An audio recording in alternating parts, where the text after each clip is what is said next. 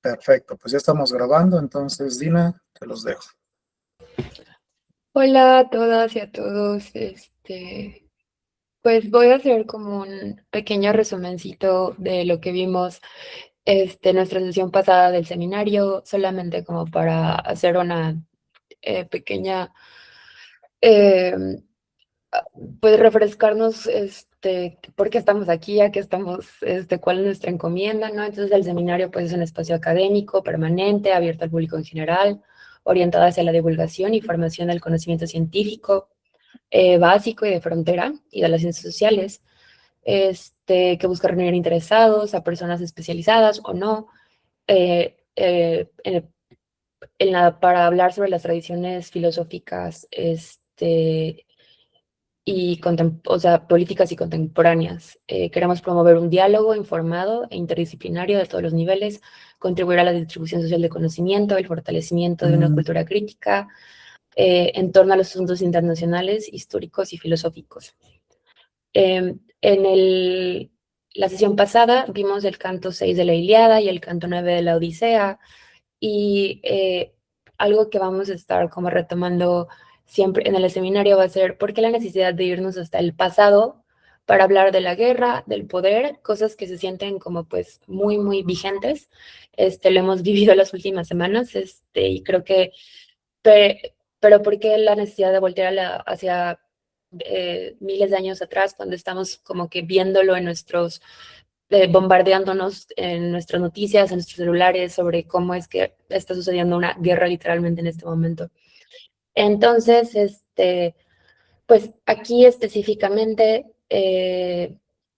va a haber como tres momentos en el seminario donde va a haber espacio para darle sentido a las lecturas, al contexto de la obra. En un segundo momento, este, hacer como, ver cómo es que se nos hace,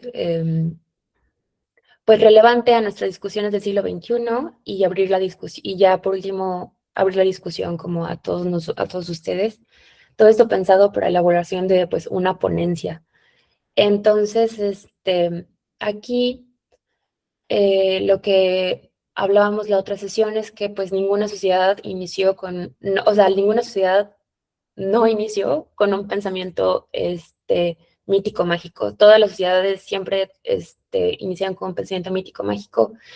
Y aquí lo interesante, y es como cómo está estructurado el curso, es como cómo es que se pasa del pensamiento mítico mágico, del mitos al logos. Entonces es como cómo pasar de esos tipo de explicaciones que son necesarias, que ese tipo de diferencias es donde se cometen los errores y hacemos juicio de valor de una perspectiva donde pues no se pueden sostener. O sea, no es que las poblaciones o las sociedades anteriores fueran tontas, sino como cuál era la utilidad de esos mitos y cómo es que entre más complejo y más distante, es más satisfactorio como cuando se logra elucidar cómo es como cuáles eran las funciones sociales que esos mitos le se hallaban para la sociedad, ¿no? Entonces es como pues bonito, supongo. Pues porque los romanos voltearon y rescataron estos textos específicamente, y cada que hay esas coincidencias, cuando empezamos a hablar de lo que los romanos encontraron importante y también cómo es que lo que nosotros encontramos importante para hablar de esos textos. Eh, Aquí específicamente vamos y hablamos de la Ilíada, que empieza con la guerra de Troya. Habla de la guerra de Troya, que empieza con el rapto de Helena. La Odisea después nos completa pues todo el relato. El canto 6 de la Ilíada es medular por la transición que sucede dentro de él, además de que es como pues muy rico en y muy denso por ese material de filosofía política que contiene. Y este canto lo podemos pues dividir en tres partes: la batalla fuera de la ciudad hacia lo interno, pues, y cómo es que la guerra tiene consecuencias internas, incluso a niveles íntimas, interpersonales, ¿no? O sea, no es una cosa que solo sucede afuera, y como rescataba el doctor Eduardo, que vemos la guerra que es como pareciera que la guerra era dinámica, rápida, como muy, pues no sé, como incluso hasta divertida. Y ahorita estamos viendo, ¿no? Como a mí me parece muy, vemos como es que la guerra es como, la gente no pensaba que la guerra con Irán iba a extenderse 3 semanas y entonces, y la guerra de Troya se extendió 10 años, ¿no? Y entonces ya nos parece que es como incluso hasta más, muy largo. Em, Asimismo, pues, comienza fuera de la ciudad y después entra a la casa, no hay una separación de lo público y lo privado. Luego se encuentran Diomedes y Glauco, que habían sido hospitalarios el uno con el otro. Existe esta normatividad dentro de los aqueos y el deseo de la hospitalidad y que el enemigo está vinculado pues por el orden. Y el lenguaje y el orden simbólico es pues mucho más, es muy importante. La tercera parte del verso, el verso entre Héctor y Andrómaca, el único sostén de la familia, Héctor, y Héctor sabe que por su código de honor él no puede dejar de pelear en la guerra. Él no puede él no se puede, él no puede no pelear ya que sería una vergüenza pública. Y aquí hablamos como sobre la identidad específicamente como de un guerrero, y esa identidad depende del reconocimiento de la comunidad. No es nada más como que uno se nombre guerrero, uno se nombre un héroe, sino como la comunidad te tiene que reconocer como tal. El sacrificio no es individual, sino es colectivo, y lo que haga Héctor le va a garantizar la dignidad. La guerra protege, pero pues al mismo tiempo destruye, ¿no? Esas son las como diferentes aristas que presenta la Ilíada. Y después en la Odisea, pues hablamos el canto más famoso, el de los cíclopes, en donde los cíclopes pues no tienen ley. Odiseo honra la hospitalidad, pero Polífemo la viola. Entonces el cíclope representa este, la no comunidad, o sea, y aunque es humanoide, vivir fuera del nomos y la ley. Los cíclopes no le temen a los dioses como le temen, como los humanos sí les temen a los dioses, y los humanos sí viven dentro de un nomos. Cuando Odiseo, el poder también es poder manipular los significados de estos. Cuando Odiseo al final, por su misma, yo creo que orgullo revela su nombre, también cae la maldición sobre él. Entonces la política implica mucho autocontrol y que además requiere que no haya ningún tipo de soberbia. Este, y esto no es una simple alegoría de civilización y barbarie, pero la civilización también es barbarie. Y aun cuando aquí Odiseo vence por la astucia, es una reflexión entre sujetos políticos, y hacían como la pues alegoría a un sujeto político, nuestro vecino, y cómo es que pues no puede haber soberbia al momento de hacer este tipo de entramados y relaciones como políticas sociales internacionales. Y pues eso es como el resumen de lo que vimos, muy, muy sucinto, y como que seguramente salté muchas cosas muy importantes también, pero traté de hacer la síntesis más chiquita posible. Este, y nada, solamente como eso es en lo que nos quedamos en la sesión pasada. Bueno, lo que vimos. Vale, pues muchas gracias, Dina. Gracias por ese refrescarnos la memoria. Bueno, la sesión de hoy vamos a revisar la Teogonía de Hesíodo y esperaremos complementarla con sus participaciones, obviamente, y con los otros textos, ¿no?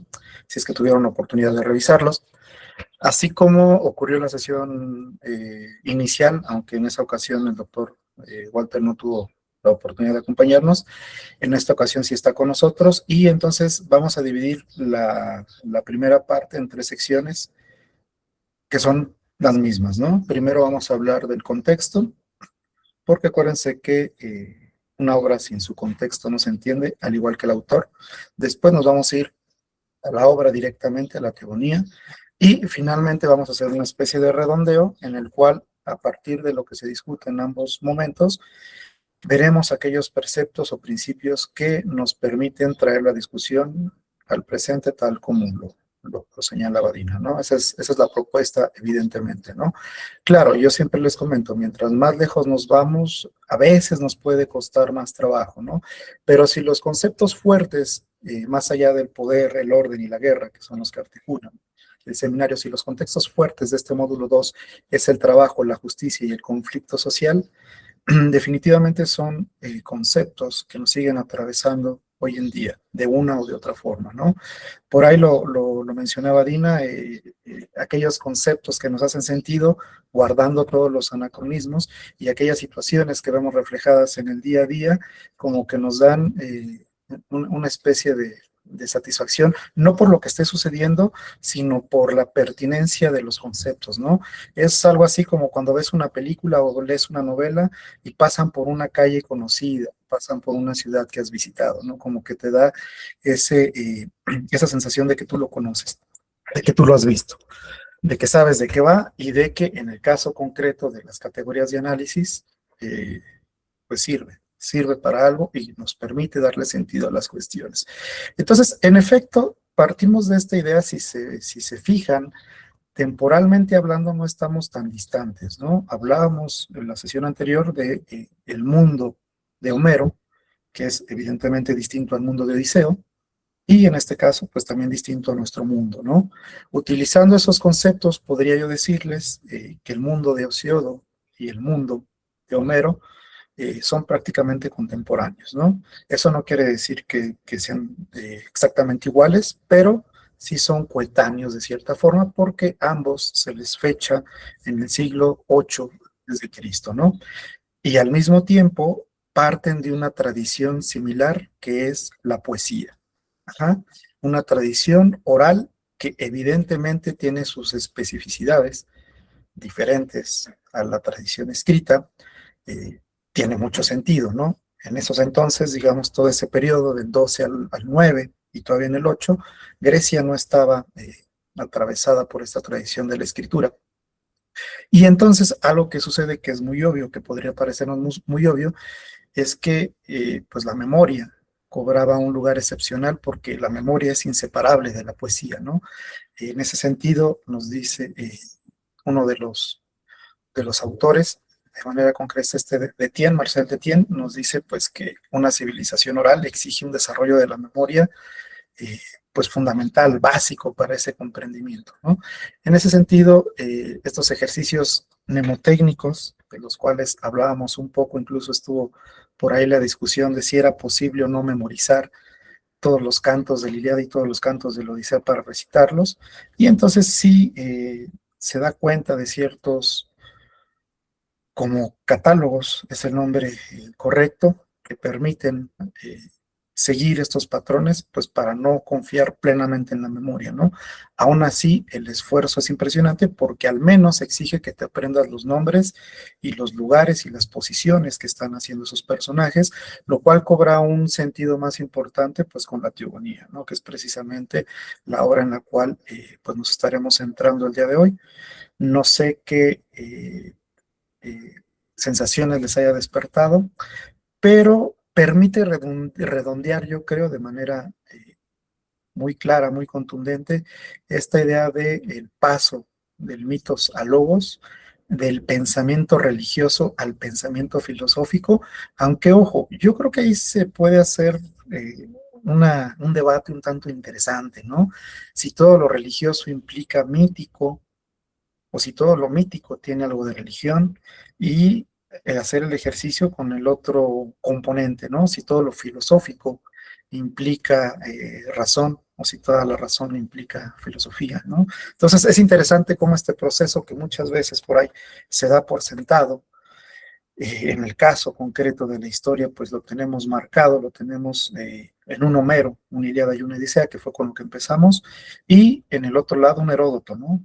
Que ya pasa pues de estos personajes atravesados, marcados, manejados incluso por los dioses, haya personajes más humanos, ¿no?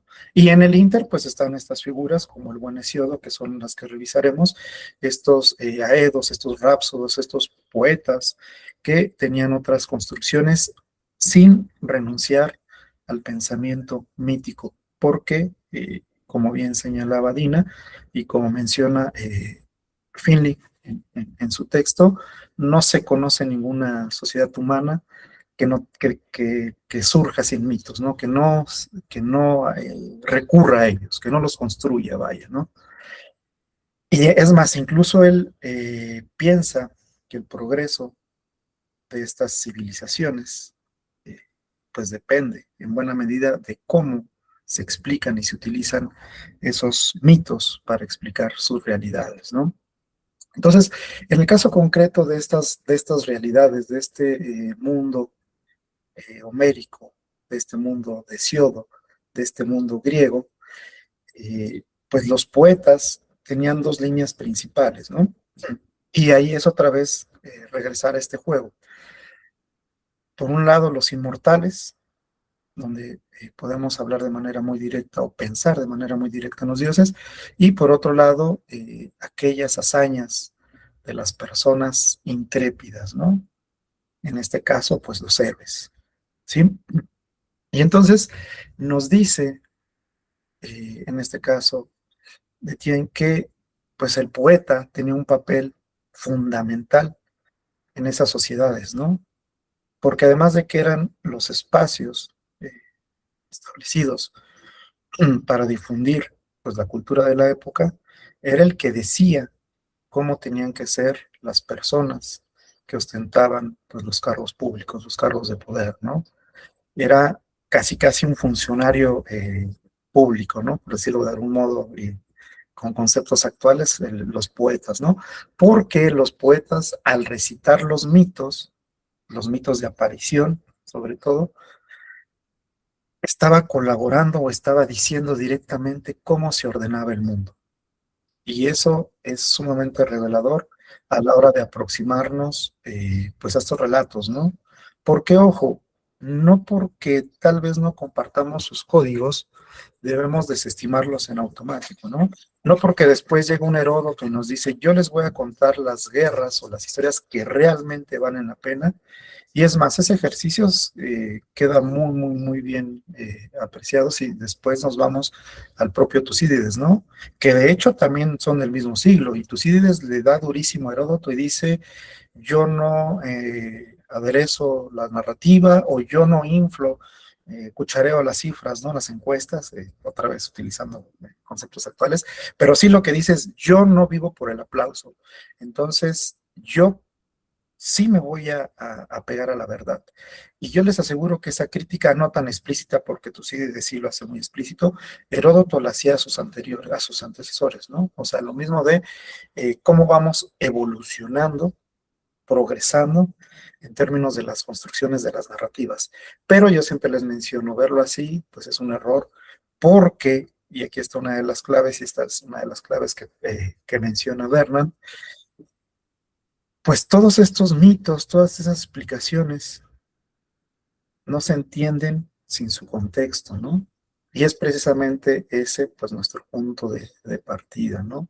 Es decir, eh, si concedemos, ojo, si concedemos que sí se pasó del mitos al lobo, gracias a los griegos, no podemos señalar, como algunos suelen hacer o conceder, al mismo tiempo que los griegos son los que inventaron la razón, porque eso en automático sería desestimar otras formas de pensamiento.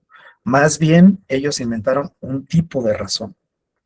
Ahí sí, un tipo de razón que tenía mucho sentido, que tuvo muchas repercusiones, que tuvo eco incluso en otras culturas, porque si nos vamos al Renacimiento vemos cómo ellos retomaban a las culturas clásicas precisamente por esa grandeza, pero sigue siendo una razón contextual.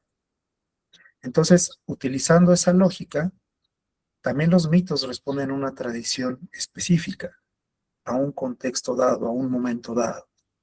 Ajá. Entonces, no, con esto no quiero negar que los griegos, dirían, es la cuna de la civilización occidental y que sus innovaciones fueron fundamentales en todos los ámbitos, ¿no? Culturales, políticos, económicos, sociales, que sí podemos conceder que marcaron un cambio en la mentalidad muy profundo y que les decía, ¿no? Representa el nacimiento del hombre occidental y precisamente por eso retornamos o regresamos a los griegos, pero no hay que perder de vista eso. No hay que perder de vista que funcionaron y funcionaron muy bien porque en su contexto, en su momento, tenían todo el sentido del mundo. Ajá.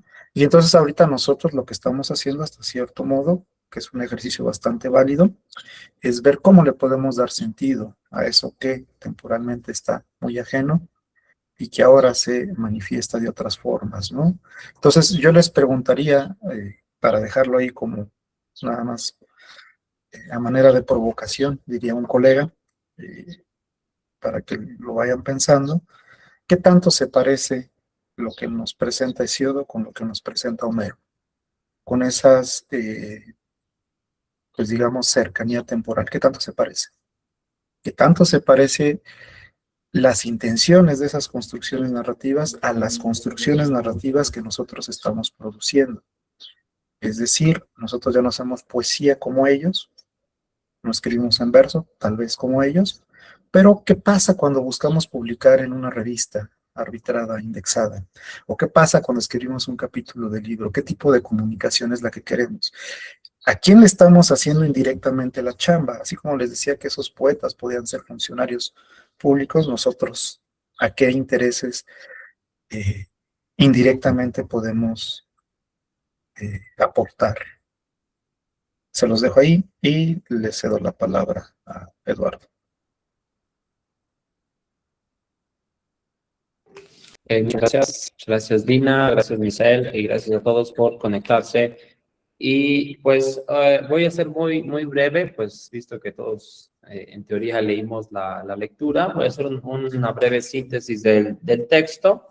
Estoy totalmente de acuerdo con lo que dice Misael. Habría que apuntar también aquí que entre los historiadores hay un debate sobre si Hesíodo fue antes que Homero, si Homero fue antes que Hesíodo. Realmente no hay pruebas para decir que uno fue antes que el otro. Coincido, los dos pues tienen este texto que fue compuesto hacia el siglo VIII antes de Cristo y pues es un relato fundacional, ¿no? Que explica el origen del cosmos y la genealogía de los dioses griegos. Entonces, pensamos en este curso, pues poner este texto, porque cuántas veces hemos escuchado, ¿no? En la calle, en la escuela o en cualquier lugar, estos dioses, ¿no? Se nos menciona Zeus, luego están en las publicidades, ¿no?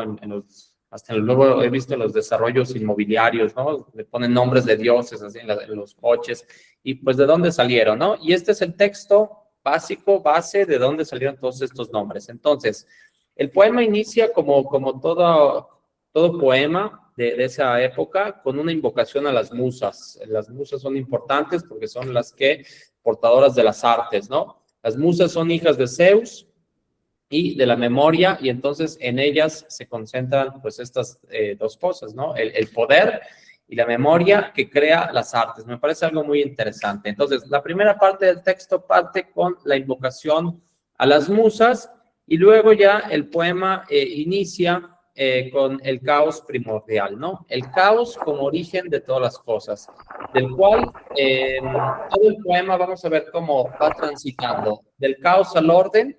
Y entonces lo que tenemos que del caos va surgiendo otros personajes que vamos viendo en el poema, como Gea, el Tártaro, Eros, ¿no? Creo que aquí, okay. Eros, que son fuerzas constitutivas del universo, ¿no? Que se van a ir desarrollando. A partir de Gea, ¿no? Surge Urano y surgen las primeras generaciones divinas, sobre todo los cíclopes y los hecatónquiros, que son personajes con 100 brazos, ¿no? Y los titanos. Los titanes, perdón. Y establecen un patrón central. En todo el poema vamos a ver este patrón central. La sucesión del poder se da mediante la violencia y cada generación intenta cada generación intenta evitar ser destronada por la siguiente. Entonces, eso va generando un conflicto, podríamos decir en términos filosóficos, una dialéctica, ¿no? Entre lo viejo que no quiere morir, lo nuevo que están haciendo, y de ahí van surgiendo entonces otras cosas. Este esquema lo vamos a ver repetido en todo el texto, y es un esquema que alcanza el punto crítico, sobre todo cuando Urano es castrado por Cronos. Cronos, Urano simboliza un poco el cielo, ¿no? El cielo y la tierra, que juntos van creando hijos, y llega el tiempo, sería Cronos, ¿no? Que castra a su padre al cielo, y simboliza pues esta ruptura del orden primordial, ¿no? Y la instauración, podríamos decir, de un nuevo régimen. Si nosotros lo pensamos de manera filosófica, es este origen de los tiempos donde no había tiempo, ¿no? Donde todo era eterno, y de repente llega el tiempo y nos hace un nuevo régimen, un régimen que ahora sí empieza como a contar, ¿no? A partir de periodos, etcétera. Sin embargo, también Cronos reproduce la lógica de dominación al devorar a sus hijos. Y esto siempre me ha parecido fantástico, ¿no? Que es el tiempo que devora a lo que crea. O sea, esto nos va diciendo que nada es eterno en esa situación, sino que el mismo tiempo que va creando la vida, la va devorando, ¿no? Y es una metáfora increíble sobre la vida y la muerte de los seres vivos. Entonces, Cronos reproduce esta lógica, va devorando a sus hijos para impedir su caída, y aquí surge la figura de Zeus, ¿no? Que introduce una transformación en esta dinámica. Al derrotar a los titanes, ¿no? En la titanomaquia, no elimina completamente a sus rivales, sino que reorganiza el poder mediante una especie de sistema de alianzas, distribuye funciones y la integra y va integrando dentro de su fuerza a fuerzas que son potencialmente pues adversarias a él, ¿no? Y entonces Zeus, termina enfrentándose a su padre, y estamos viendo entonces cómo podemos hacer una analogía de Zeus como si fuera el poder, y es el poder que organiza el mundo y resiste el paso del tiempo, ¿no? Entonces hacemos ese cruce de ideas que son muy potentes en Hesiodo. El orden olímpico entonces culmina con una estructura jerárquica y totalizante del cosmos, dividida en 3 dominios: el cielo, el mar y el inframundo, bajo Zeus, Poseidón y Hades. Y este sistema no elimina la violencia fundacional, sino que lo que hace es estabilizarla, regularla y legitimarla, presentando el orden resultante entonces como necesario, natural, mediante una compleja red genealógica que vincula fenómenos naturales, instituciones sociales, pasiones humanas con las entidades divinas. Entonces, lo que estamos viendo aquí, ¿no? Que más o menos es el resumen del texto, que la teogonía no es solo un mito de origen, sino que podremos entenderla como una matriz ideológica que articula algunas dimensiones fundamentales de la vida social, que son el trabajo, la justicia y el poder. En primer lugar, tenemos cómo dentro del texto surge el mito de Prometeo, que establece entonces una concepción del trabajo como consecuencia de una transgresión original, ¿no? Zeus, ¿no? Siguiendo ese patrón de que la sucesión posterior derrota a la anterior, pues también teme ser derrocado, ¿no? Y aquí entonces tenemos a Prometeo, que engaña a Zeus, y Prometeo, ¿no? Provoca entonces que sea o que tenga un castigo divino, ¿no? Sobre todo a la hora de entregar el fuego a los seres humanos. Hay un pasaje que siempre me pareció como importante en la famosa tesis de Marx, ¿no? Que tiene que ver con la filosofía de Demócrito y Epicuro. En un pasaje dice: Prometeo prefirió ser castigado, ¿no? A rendirse ante el poder del propio Zeus, ¿no? Y entregó la técnica, entregó el fuego a los seres humanos. Y entonces aparece como el trabajo, ¿no? Como una condición impuesta, marcada por la fatiga, la necesidad que legitima una división jerárquica entre dioses, que están exentos del trabajo, exentos de labor, y los humanos que están condenados a producir. Esta narrativa naturaliza, pues, tanto la desigualdad como la centralidad del trabajo, pues, del ser humano. En segundo lugar, lo que vemos que es el eje central del pensamiento de Hesiodo es la justicia, que se presenta como un producto del poder y no como un principio autónomo. Entonces, en la genealogía que estamos viendo aquí de Dike, por ejemplo, hija de Zeus, revela un orden normativo que deriva directamente de la autoridad soberana, o sea, la ley que emerge del poder, ¿no? Sin embargo, aquí existe otra cosa, la ibris, o iubris, como se pronuncia, introduce una tensión importante. El conflicto no desaparece, sino que forma parte constitutiva del sistema. Entonces, la justicia, según Hesiodo, funciona entonces como un mecanismo de regulación y control que legitima el orden establecido al tiempo que reconoce la persistencia de fuerzas disruptivas, o sea, de fuerzas que lo pueden romper todo el tiempo. Y finalmente, ¿no? La titanomaquia se puede interpretar como un arquetipo de lo que serían las relaciones internacionales, observando el paso del dominio de Cronos al de Zeus, ¿no? Que representa prácticamente la transición de un orden que podríamos considerar anárquico a un orden hegemónico, institucionalizado, donde la violencia no desaparece, sino que se organiza mediante alianzas, distribución de poder y mecanismos de contención. Zeus entonces consolida esta hegemonía no solo por la fuerza, sino también mediante estrategias de integración con sus rivales. Y a partir de aquí también vemos toda una serie de mecanismos diplomáticos, como las alianzas matrimoniales, que recuerdan pues las formas tempranas de la diplomacia antigua, ¿no? La incorporación de las musas, al final, otra vez, del texto. El texto es como un sándwich, abre con las musas, cierra con las musas, subraya pues la dimensión simbólica del poder que necesita narrativas para legitimarse, ¿no? Necesita de la memoria, necesita de un origen para perpetuar su autoridad. Esto les decía a mis alumnos, ¿no? Generalmente las materias vinculadas a la historia son las que dicen, pues estas no sirven para nada, ¿no?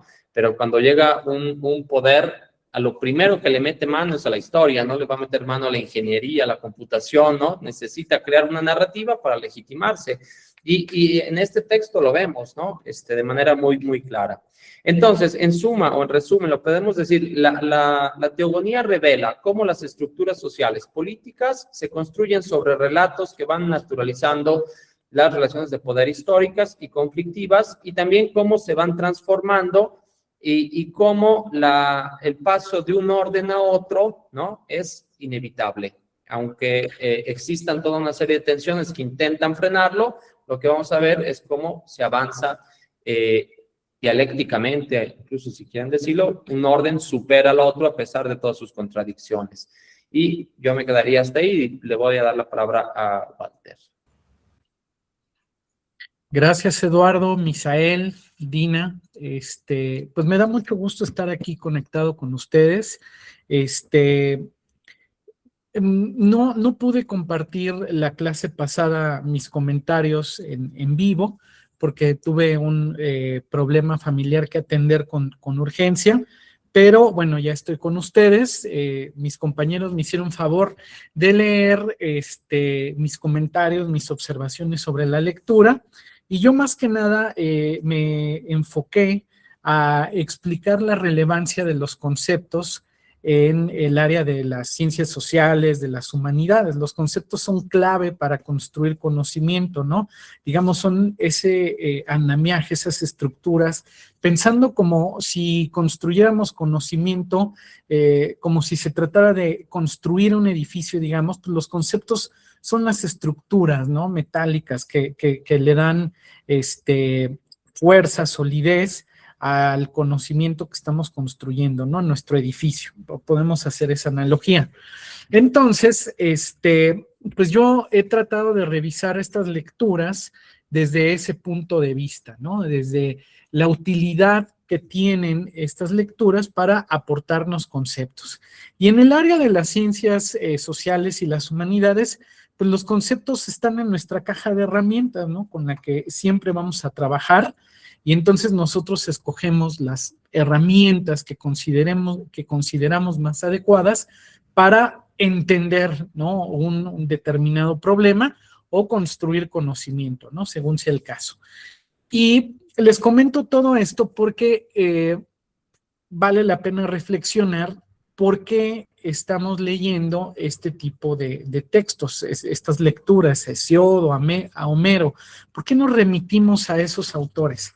Y entonces podemos decir que aunque no están aportando construcciones teóricas como en la actualidad los conocemos, no es un pensamiento abstracto, denso en términos teórico-metodológicos, encontramos las raíces de ese pensamiento, ¿no? Estamos hablando de textos que tienen casi 3,000 años, ¿no? Aproximadamente. Y ya desde ese punto podemos ver cómo se está construyendo esos conocimientos, esas herramientas teórico-metodológicas que hoy en día son muy importantes para el quehacer historiográfico. Desde luego, bueno, la historia viene o se funda en la antigua Grecia. Lo mismo, la filosofía tiene un impulso importantísimo, ¿no? Ya desde la etapa arcaica de Grecia. Y entonces, bueno, estos son elementos fundamentales que nosotros debemos utilizar hoy en día. O sea, tiene una razón de ser el revisar estas lecturas. Y nosotros las leemos más allá de si se trata de un poema, de una narrativa mítica, si se trata de genealogía, vamos a encontrar pautas muy importantes que nos pueden servir a nosotros para entender el mundo que actualmente nos rodea o cualquiera de los temas que nosotros queremos abordar, ¿no? Por ahí el filósofo alemán Karl Jaspers decía que no nos parecemos mucho a los griegos porque ciertamente tenemos tecnología mucho más avanzada que ellos, ¿no? O sea, les llevamos miles de años en esos términos. Pero realmente, ¿cuántos años nos llevan ellos a nosotros en términos del desarrollo de la filosofía, ¿no? O sea, parece que ellos nos aventajan si hiciéramos la comparación, ¿no? Porque se dedicaban muchísimo a profundizar en la filosofía, en la historia. Vaya, ellos estaban muy avanzados para su época. Y entonces esto es muy importante para, digamos, resaltar el valor de las lecturas que tenemos a la mano. Entrando en materia, en el análisis de la teogonía, hay que tener en cuenta, en primer lugar, que ciertamente es un relato mítico lo que encontramos en la obra de Hesíodo, pero es algo más que eso, ¿no? A final de cuentas, porque da cuenta de estructuras de pensamiento complejas, ¿sí?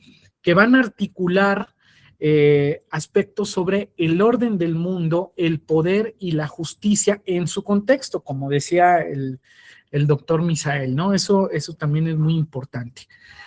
Pero digamos que esa es una dinámica que vamos a observar prácticamente en cualquier civilización. Es decir, debemos reconocer la significación para el análisis histórico, filosófico, sociológico, como ustedes lo quieran ver, del contenido mítico, ¿no? O sea, en los mitos encontramos mucha información y sobre todo la manera como estas civilizaciones, estas sociedades entendían el mundo. Si nosotros queremos entender, por ejemplo, la política de la antigua Grecia o la filosofía de la antigua Grecia en sus distintos momentos, pues hay que entrarle a los mitos, ¿no? Al contenido mítico, este tipo de narrativas, porque justamente nos dan una idea del orden moral, nos dan una idea de la organización del poder político, nos dan una idea muy clara de también cómo se organiza la sociedad y cómo piensa esa sociedad, ¿no?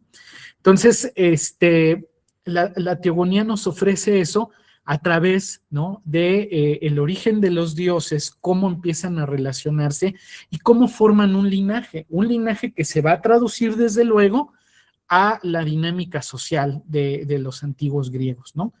Porque además estos dioses, estas deidades, ¿sí?, son o por lo menos tienen características humanas, ¿no? O sea, son la expresión de una sociedad. Y entonces lo que hace Hesiodo es que a través de estas formulaciones mítico-religiosas nos explica cómo se articula la sociedad, ¿no? Cómo tienen que vivir los griegos, cuál es la importancia, por ejemplo, del linaje, ¿sí?, de la legitimación del poder y la autoridad a partir de la genealogía, ¿sí? Cómo va pasando ese poder de generación en generación y cómo se disputa ese poder en el escenario político, ¿no? Entonces, lo que ustedes están viendo a través de estos textos es justo eso, ¿no? Cómo se organiza la sociedad de la Grecia arcaica, ¿no? Y cómo el hecho de desarrollarse como una civilización implica, desde luego, un orden, ¿no?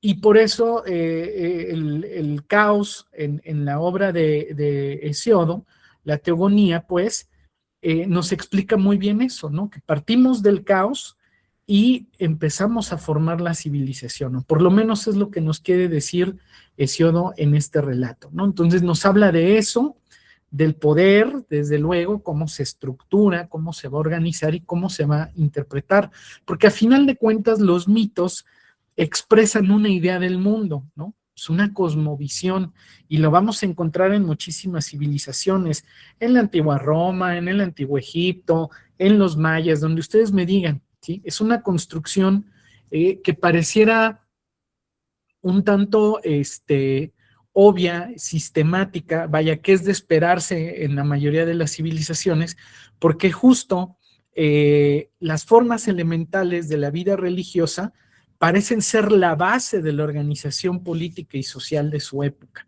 ¿no? Emil Durkheim es muy preciso al señalar que por más que se hable de un Estado laico, por más que se hable de la separación iglesia-estado y demás, la mayoría de las civilizaciones se fundan a partir de esas expresiones religiosas y los mitos generalmente, no siempre, pero generalmente están asociados con la religión, ¿no? Entonces la religión es la base de su cosmovisión, es su representación del orden, es el axis mundi de estas civilizaciones. Desde luego, pues tenemos que conocer ese tipo de narrativas para poder entender cómo son, ¿no? O qué es lo que fueron, para poderlas comprender mejor. Entonces, siempre la recomendación, ¿no? En términos de lo conceptual, de lo teórico-metodológico, es remitirse a estas tradiciones, podremos llamar, ¿no? A la religión. Lo encontramos, bueno, en la religión vamos a encontrar esos elementos que nos van a decir cómo pensaban y cómo van a construir también su historia, ¿no? Cuáles son las pautas que van a seguir y también algunas fórmulas sobre la construcción del conocimiento filosófico, ¿no? Entonces, pareciera, ¿no?, que estos mitos no nos pueden ofrecer más allá de algunas narraciones, relatos maravillosos, extraordinarios, sobrenaturales, pero en realidad nos están explicando cómo es el mundo, ¿no? Qué es lo que le da legitimidad al poder político, qué es lo que le da valor a la autoridad, cómo se va a organizar el Estado. Aquí lo podemos ver, ¿no? Prácticamente son estados que tienen una inspiración teocrática, la religión va de la mano y eso también hay que entenderlo, ¿no? Insisto, las fórmulas religiosas son muy importantes en el estudio, por lo menos de las civilizaciones antiguas, ¿no? De la civilización medieval, por ejemplo. En la época moderna, bueno, está por debatirse. Digo, hay historiadores, analistas que incluso hablan de una vinculación, ¿no?, entre lo civil y lo religioso a modo de sistemas políticos religiosos, ¿no?, de religiones políticas. Digo, ese es un tema aparte, pero no podemos desligar, ¿no?, siempre la política y el pensamiento religioso de lo mítico, la política y la historia del pensamiento político, del pensamiento religioso, de la tradición, de los mitos, ¿no? Los mitos son elementos fundamentales para entender la sociedad. Desde luego, se pueden entender de distintas maneras en función del contexto, también a partir de sus aplicaciones o de la manera en que las sociedades los interpretan, ¿no?, de manera colectiva. Entonces, es muy importante, pues, que revisemos estos textos, ¿no? Ya lo comentaba Eduardo, por ejemplo, en el caso de la genealogía, que podemos ver una dialéctica sobre el poder ya en esta etapa de la antigua Grecia, de la Grecia arcaica, ¿no? Donde cada generación va a desafiar a la anterior mediante la violencia. Y es algo muy común que se va a observar en la organización del poder político en las civilizaciones antiguas. Esto no solo es propio de la antigua Grecia, ¿no?, de muchas otras civilizaciones. Entonces, lo que sugiere esto sugiere que el orden no es natural ni eterno, ¿no?, sino el resultado de luchas por el poder. Bueno, ya hablé de la genealogía, un poco del caos, ¿no? Estos mitos, lejos de lo que la mayoría de las personas suelen pensar, ¿no?, que es una parte de fantasía, de ficción, pero realmente no, nos están diciendo cómo se está organizando el mundo, ¿no? Y cómo del caos va a devenir el orden político y moral a través del cual se van a desarrollar estas civilizaciones, ¿no? Eso también es muy importante. Este tipo de narrativas empiezan a introducir concretamente la teogonía de Hesiodo, la idea del devenir, ¿no? O sea, venimos de algo, ¿sí? Y eso es lo que nos va a dar identidad política, va a fundar una tradición o la va a inventar según sea el caso, y va a ser también la pauta para la integración, ¿no?, o la construcción del conocimiento filosófico. Y bueno, también encontramos nociones muy interesantes, la del poder, la de justicia, ¿no? No solo a través de estos enfrentamientos entre padres e hijos, ¿no? El caso de Zeus y Cronos, que de alguna manera trata de hacerle justicia, de hacerse justicia a sí mismo y a sus predecesores, ¿no? Entonces también ahí encontramos pautas, ¿no?, sobre este tipo de valores, cómo se legitiman a partir de las relaciones que explican estas narrativas, estos mitos, y también una idea muy clara sobre las jerarquías, ¿no? Son sociedades jerárquicas y que eso se va a expresar desde luego en sus mitos, en su cosmovisión, y ya en el plano material, pues también, ¿no?, se va a desarrollar y a materializar a través de la organización de la polis griega. Esto va a suceder un poquito después, pero podemos ver cómo ya en estos mitos, ¿no?, en la teogonía de Hesiodo, se empieza a hablar de ese orden, cómo va a funcionar la civilización griega, ¿no? Entonces, en síntesis, bueno, podemos decir que la teogonía puede entenderse como una teoría mítica del orden, ¿no? Del orden formulado, pensado desde la civilización griega en ciernes, ¿no?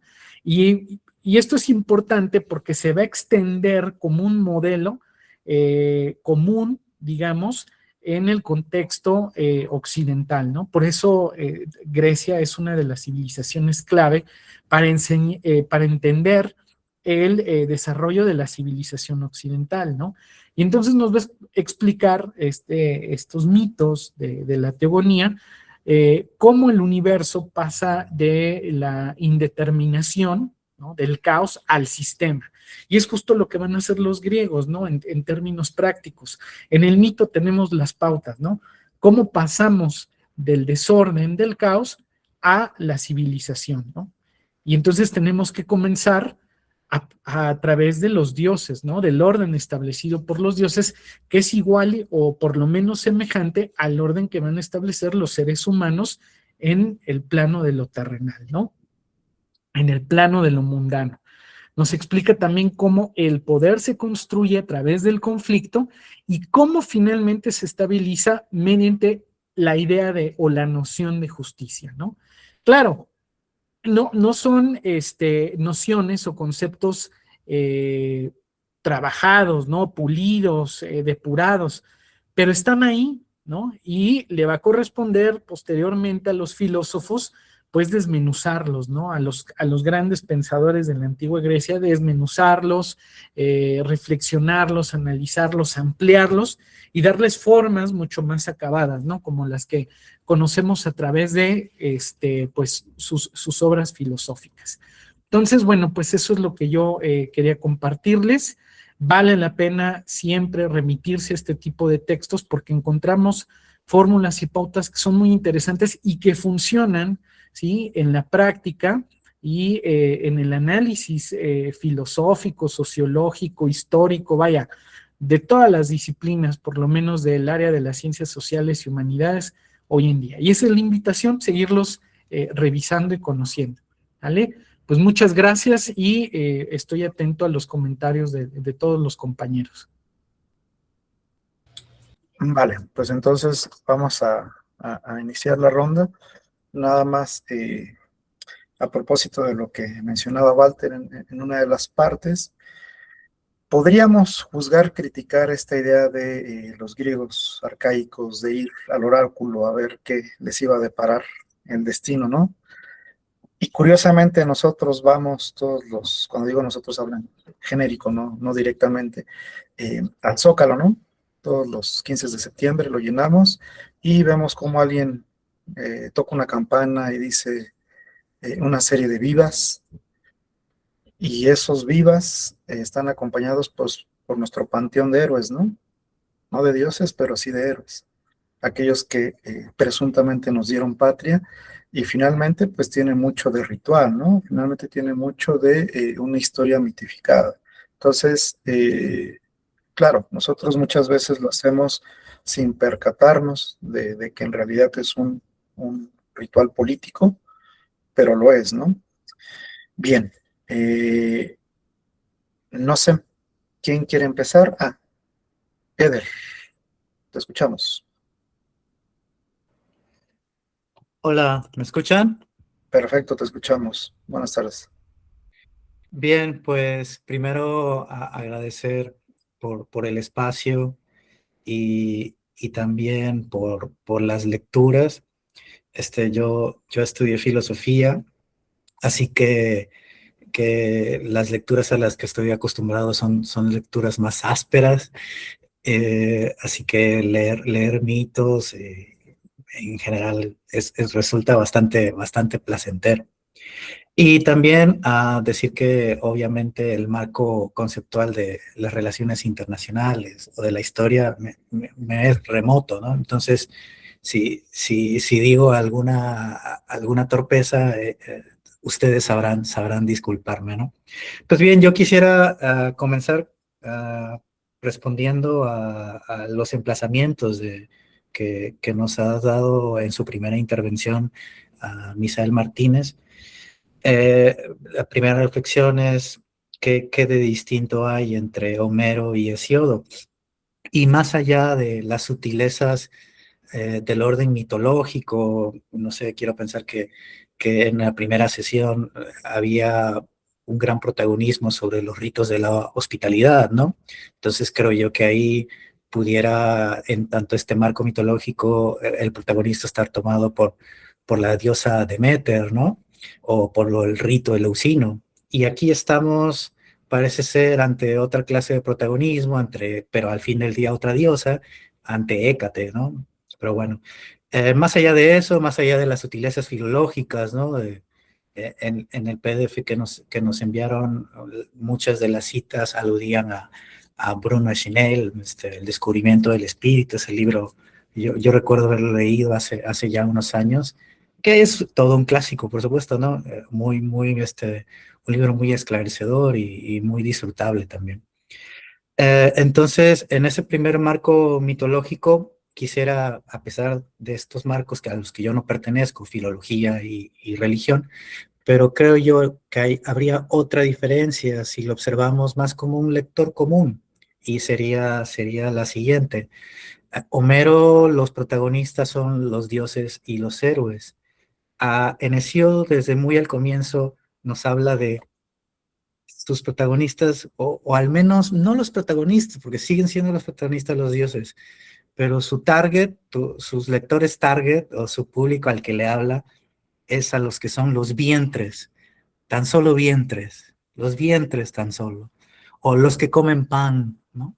Los que comen pan y los que son vientres tan solo, esos son. Y los héroes y los dioses, eso es asunto de Homero, ¿no? Mi asunto es los que comen pan y los que son vientres tan solo. Otra, las producciones narrativas, claro, ¿no? Y aquí voy a hablar un poco, según mi interpretación, podemos dividirlo en nosotros, cómo producimos, sobre todo en esta era bastante complicada de las llamadas fake news, las producciones de la inteligencia artificial y la era supuestamente de la posverdad frente a la era de Hesíodo, que él hace una distinción que creo yo que es relevante, al menos en las lecturas que nos pusieron, ¿no? Que nos sugirieron que leyéramos. Y es la siguiente: los reyes producen o emiten sentencias con firmes palabras para resolver conflictos. Interpretan las leyes divinas con rectas sentencias. Parece ser que la voz del rey es firme para interpretar rectas sentencias, como muy severas, ¿no? Pero al mismo tiempo hay otra parte de su producción lingüística que tiene que ver con persuasivas y complacientes palabras, cuando se trata de cumplir, ya no creo suponer en el juicio, que quizás sea en un ámbito palaciego, ahí con fuertes palabras, pero en el ágora con dulces, casi persuasivas palabras, en el ágora, para resarcir los agravios de los ofendidos, ¿no? Que fácilmente se ofenden. Parece ser que ahí hay en primera parte un poder de, vamos, de los reyes, y otro poder de la masa de los vientres sin nombre, que están ahí golpeando las puertas del palacio, ¿no? Y a los dos les debes respetar su orden, no todavía jurídico, pero sí su orden social, ¿no? Por eso se debe hablar de esas dos formas. Ahora bien, agarrándome de esto último, a trasladarlo a nuestros días, que también por ahí se mencionó de, bueno, ¿cómo traemos este marco clásico a nuestros días? Y pues puede ser de momento preguntándonos, ¿dónde están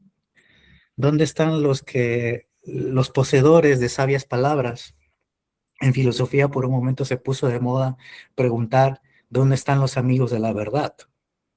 Aquí podemos preguntar, ¿dónde están los poseedores de sabias palabras que hablan como las musas también, como los reyes y como Hécate? Porque esto también está en Hécate. En Hécate, lo de los reyes está en la página 69 o 70, Hécate, página 83, 84, donde también está, Hécate se sienta en los reyes que emiten el juicio, pero también en el ágora hace resplandecer a su favorito. Entonces, ¿dónde están los que poseen sabias palabras y hablan así, en estas vertientes bífidas? Hablan con severidad y hablan dulcemente, como las musas, como los reyes y como Hécate. Bien, de momento es todo. Muchas gracias de nuevo. No, gracias a ti, Eder. Sí, sí, sí. A ver, ahí hay algo que atraviesa profundamente lo que acabas de mencionar, ¿no? Que son los espacios y los tiempos de producción, ¿no? ¿Dónde se está produciendo y para qué se está produciendo, ¿no? Yo siempre les digo, una de las preguntas fundamentales para entender los textos en cualquier nivel es, ¿cuál es la intención del texto? ¿Cuál es la intención del que escribe el texto? ¿Qué es lo que está buscando, ¿no? ¿A quién quiere llegar? ¿Para quién está escribiendo? Porque la intencionalidad es fundamental, ¿no? En lo que se está construyendo. Ajá, digo, a veces no se cumplen con esas pretensiones, pero no se puede negar que va dirigido hacia un algo, hacia un porqué. Vamos, no sé, Eduardo y Walter, ahorita no los veo, pero sé que están ahí. Eh, 3, 4 intervenciones, igual si tienen algo que apuntar por ahí de pronto, me avisan o directamente lo comentan, ¿vale? Pero entonces seguimos con José Alfredo. Alfredo, te escucho.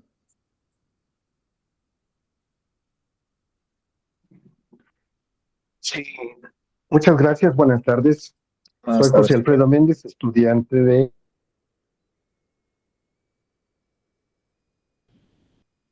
Creo que tienes problemas con el... Y como que se te cortó la conexión por un momento, pero sigue, sigue. Sí, bueno, mi intervención es más que nada, pues, tratando de sumergirme y entender, ¿verdad? La cosmogonía de los griegos, en este caso hablamos de la teogonía, el origen del mundo en la noche,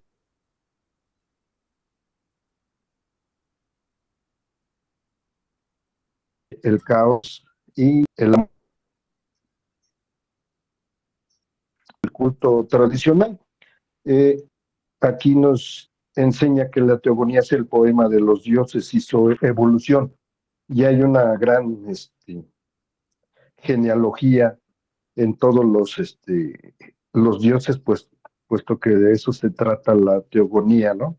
El entender el principio, la formación y el desarrollo del mundo. Me llama la atención. Eh, Estaba yo viendo eh, muchos nombres, solo menciono algunos, como Allante, Telamonio, Eusoro, Acamante, Diómenes, Axilo, Teutramida, Calosio, y la lista es grande. Son nombres que yo nunca he escuchado, ¿verdad? En la actualidad, pero me llama mucho la atención. Lo mismo que, por ejemplo, habla de las hijas de Zeus,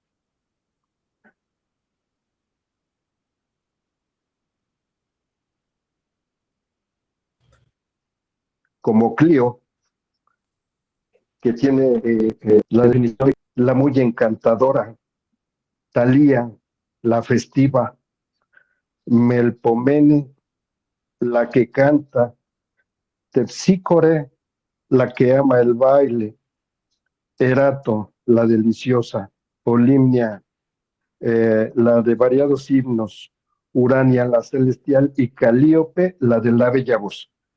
Aquí lo que yo entiendo es que en este pasaje poético se realza el papel de la mujer y de sus virtudes, de tal manera que yo concibo que en la cuestión de los dioses, eh, todos tienen un calificativo, ¿no? Lo que le da en los nombres. En estos momentos no encuentro la palabra, etimológicamente, ¿no? Le dan un nombre, entonces todo tiene su razón de ser. Y por último, para darle el sentido a esto, que para mí los dioses griegos también se ven, en ellos también se ven traiciones y venganzas y que hay jerarquías, y esto asimilando a lo que está pasando en el mundo actual.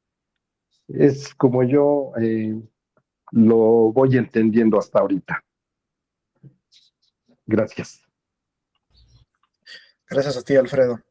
Sí, fíjate, ahorita que lo mencionabas, estos nombres a veces no, con los cuales no estamos tan familiarizados, también de pronto cabería el ejercicio, ¿no? ¿Por qué unos se reproducen más que otros? ¿Por qué otros nos llegan con más fuerza? Podría parecer obvio, pero no está de más hacer pues ese tipo de ejercicios, ¿no? Claro, lo que mencionas, y también lo mencionaba un poco Eder hace rato, pues es eh, pues elemental, digamos, ¿no? O sea, no a diferencia de Homero, que narra hazañas, aquí hay otra intención, ¿no? Acá hay otro motivo, otra idea. Y entonces la pregunta es, ¿para qué nos sirve leer el panteón griego en la actualidad? Y la lectura desmenuzada, como la hizo Eduardo, pues da bastantes pistas, ¿no? O sea, a primera vista, si lo leemos por hobby o por ocio, pues como que no resultaría tan reveladora como lo resulta si lo vamos haciendo de una manera más pausada, más detenida y con las categorías como lo indicaba Walter. Antonio, te escucho. Buenas tardes a todos. Bueno, mi intervención va un poco enfocada, recabando un poquito de lo que han dicho cada uno de los proponentes, y es el hecho de que a mí me viene a la mente justo, bueno, voy a partir del hecho de el 15 de septiembre. Yo estoy estudiando la carrera de Filosofía e Historia. El semestre pasado estábamos viendo justamente la relación entre el mito y el rito, y me venía mucho a la mente esta situación de cómo volvemos a la parte del héroe, ¿no? Incluso en esta parte de demostrar un poder totalitario en la mitología, en este caso en la mitología griega, y cómo hay una sublevación. De alguna manera, Zeus se vuelve esa parte heroica, ¿no? No me atrevo tal vez a llamarlo como el primer héroe dentro de los dioses, porque libera, ¿no? A sus hermanos, ¿no? Una prisión de ese poder totalitario en donde se vuelve, pues sí, ¿no? El gran camino del héroe, que era lo que veíamos, ¿no? Y que muchos autores, muchos filósofos han escrito. Apenas estaba leyendo la lectura de un filósofo, Thomas, se me olvidó. Era un filósofo inglés, y relacionaba lo mismo, en esta situación del héroe con la mitología nórdica. Y veíamos esa situación en cómo no lo tomaban como una divinidad, no lo escribía como esa parte divina, sino la parte que recaba al humano, ¿no? Lo podemos ver en este tipo de mitologías, tal vez no, por ejemplo, en la mitología hebrea, en los mitos del Mediterráneo, donde hay una imposición, hay una divinidad, y cualquier cualquier intento de quitar el poder, hay un castigo, ¿no? Y ya se cierra hasta ahí, ¿no? No, sino que en es muy rico como la evolución, ¿no? Del choque de poderes, del cambio de poderes, cómo se va rotando. Y partía de lo del 15 de septiembre porque me venía a la mente este mito de Emiliano Zapata, ¿no? Cuando entraron a la capital, que tomaba la silla presidencial como algo embrujado, un mal augurio, ¿no? En donde ese poder iba a consumir al que se sentara, ¿no? Y entonces volvíamos a este estado de retorno en donde el que se sublevaba, el que iniciaba estos como levantamientos, era el bueno, ¿no? Era esa visión heroica, pero ya cuando tenía esa situación de poder o se le asimilaba con algunos de estos instrumentos, cómo volvía a recaer ese poder absolutista y cómo volvía justamente a tener el control absoluto de cada una de las cosas, ¿no? Entonces, pues sí, se me hace demasiado interesante cómo, digo, desde los griegos lo podemos asimilar a nuestro contexto actual. Y pues nada. Muchas gracias, Antonio. Sí, de hecho, ese ejemplo que pones es muy ilustrativo, creo yo, ¿no? Es más, me dejaste pensando, bueno, aquellos que tomaron clase de primer semestre en la Rosario Castellanos hace poco, efectivamente el problema prototípico es el mito y el ritual, ¿no? Entonces tienen estos conceptos por ahí más presentes, más frescos, ¿no? pensaba en el texto de Campbell, del héroe de los mil rostros, y ahorita que decías de estos elementos del poder, decía, bueno, a lo mejor trivializándolo un poco, a los de un bando los exiliaban, a los del otro bando los asesinaban, ¿no? O sea, como que son de esas cuestiones que no tiene que ser un mito para que aparezcan por ahí de manera un tanto reiterada. Lo que vamos a hacer ahora se llama tráfico de influencias y le voy a dar la palabra a Eduardo, aunque la levantó hasta después, porque a lo mejor por ahí de pronto lo que quiere hacer es como redondear estas participaciones, ¿no? Entonces, No, pues, solo es por eso, no crean que es otra cosa. muchas gracias. Quería aclarar algo que preguntó José Alfredo. Efectivamente, hay muchos nombres de muchos dioses que nunca no se sabe, no se escuchan, pero quería decir que para los mismos griegos había muchos nombres que ellos no conocían, ¿no? Hay que pensar que este es un texto que se escribe, pues, en el siglo VIII, más o menos, ¿no? Luego, es una tradición oral, ¿no? Que se va a ir codificando y pues también hay que pensar que muchos de estos no se conocían ya desde entonces y pues siguen desconocidos para nosotros, no sabemos cuál era su culto, cuál era su función, pero ni siquiera los mismos griegos conocían todos, ¿no? Eso es lo que quería decir. Luego, aprovechando un poco y para tener esta cuestión, ¿no? Hay que ver cómo en la teogonía hay algunos elementos primordiales, ¿no? Que son la tierra, que porta a los demás seres. Entonces, todo se desarrolla en la tierra. El caos, que es donde ella yace, ¿no? Y luego Eros, el amor puede ser, que es el motor creador de todo esto, ¿no? Estos son los tres elementos con los que empieza esta idea ediosiana, ¿no? Digamos, del devenir. El caos es el espacio vacío. La tierra y el cielo son el fundamento y la cubierta del mundo. Y Eros es la fuerza originaria, animadora y creadora del cosmos. Entonces, como la tierra es sólida y visible, de ella proceden todas las partes del mundo que tienen características, ¿no? El cielo, el mar, las montañas, que en la primera parte del poema las vamos a estar viendo, las estrellas que están en el cielo, ¿no? Serían todos los elementos físicos. Y junto con los dioses del culto que también están en esta situación.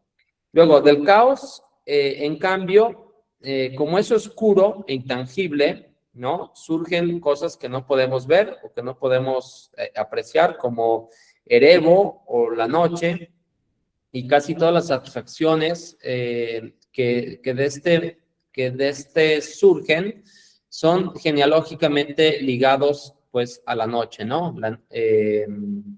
Y entonces ahí llegamos a una situación.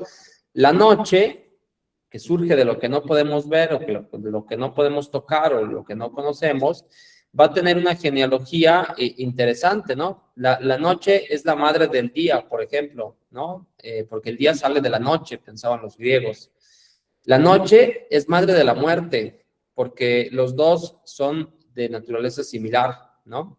La noche también es madre del sueño, ¿no? Porque dormir es hermano de la muerte y se parece o es algo que se practica en la noche. Entonces, la noche también es madre de los sueños, porque soñar, ¿no? Se produce en la noche. Es madre del dolor, es madre del némesis y de la contienda, porque son oscuras.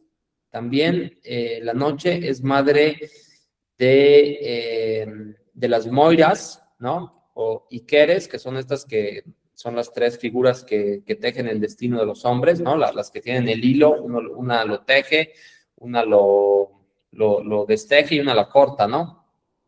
Porque tienen afinidad con la muerte, ¿no? Y la noche también es madre del engaño y del sexo, porque se practican de noche, ¿no? Entonces, un poco relacionado con esto que decía José Alfredo, ¿no? Que el papel de la mujer aquí está pues representado en estas cuestiones, ¿no? Que no se podrían pensar sin pensar estas genealogías, ¿no? Eso quería decir un poco.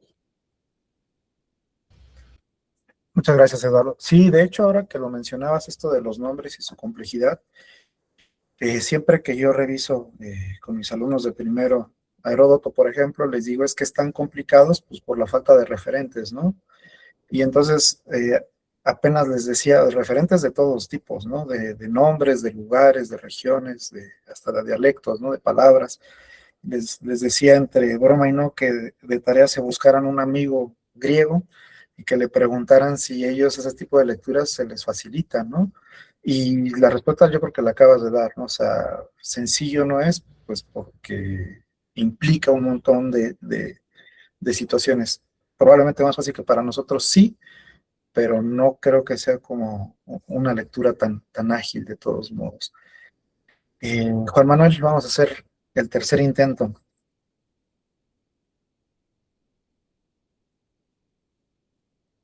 ¿Andas por ahí, Juan Manuel?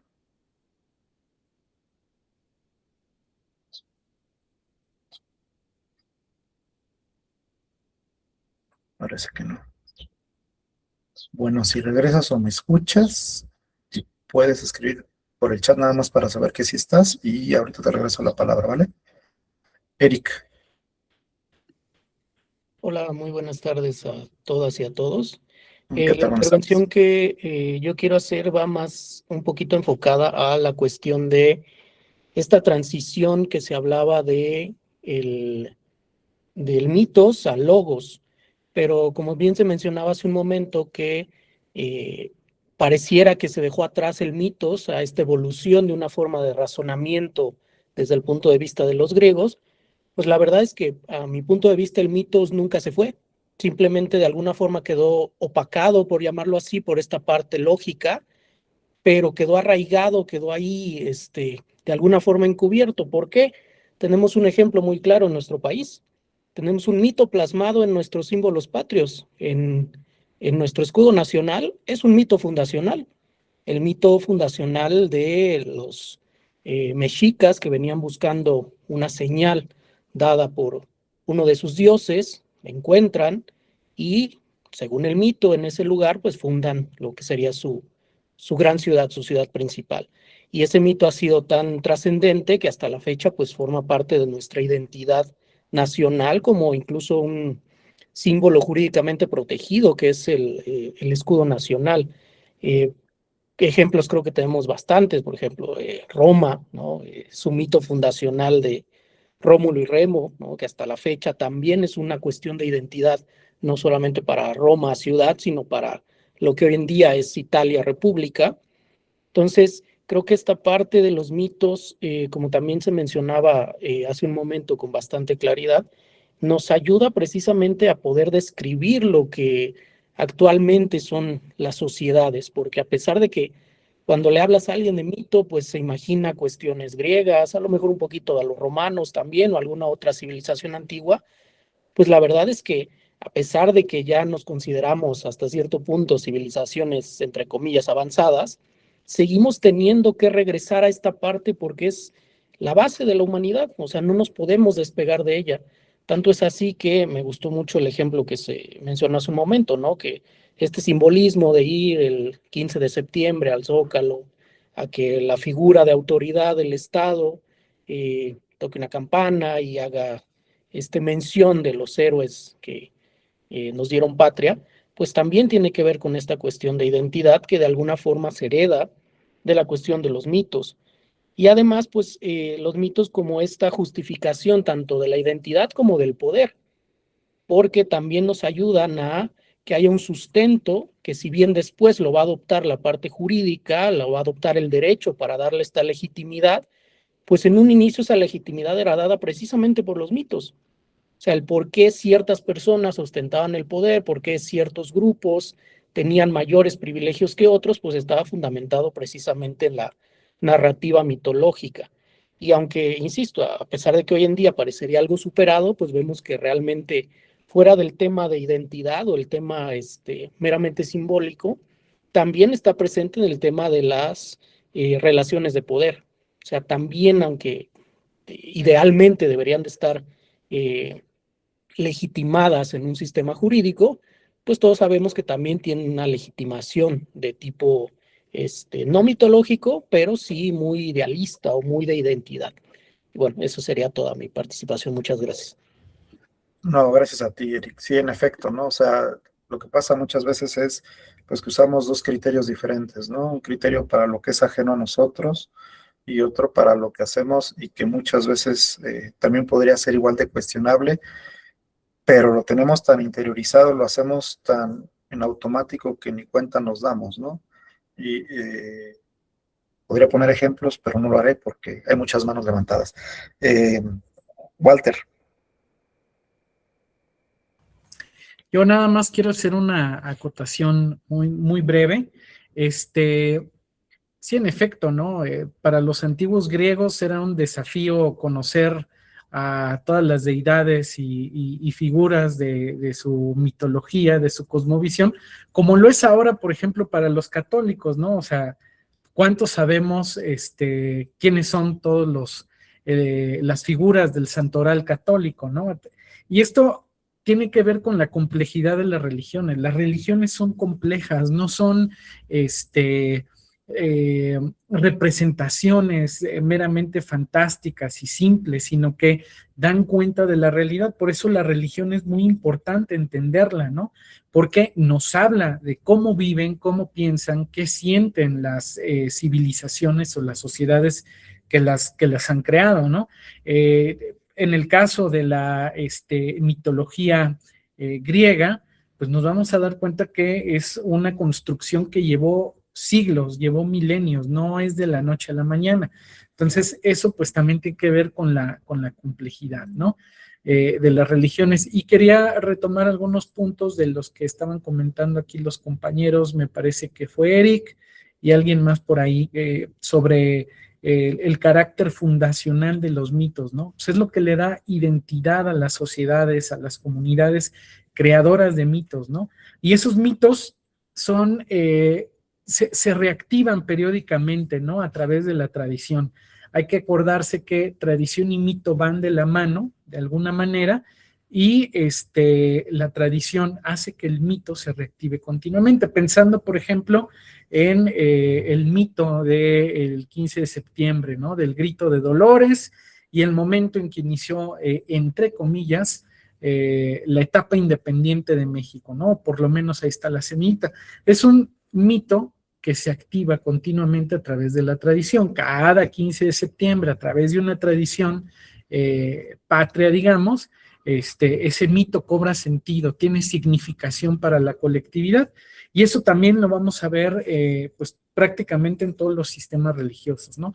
Estamos ante un tema complejo que hay que entenderlo, ¿no? A partir del contexto, de una lectura densa que ameritan este tipo de textos como la que hizo Eduardo, o sea, no nada más a partir de esos hechos fantásticos que nos describen, que nos relatan, sino la profundidad, ¿no? de esas palabras.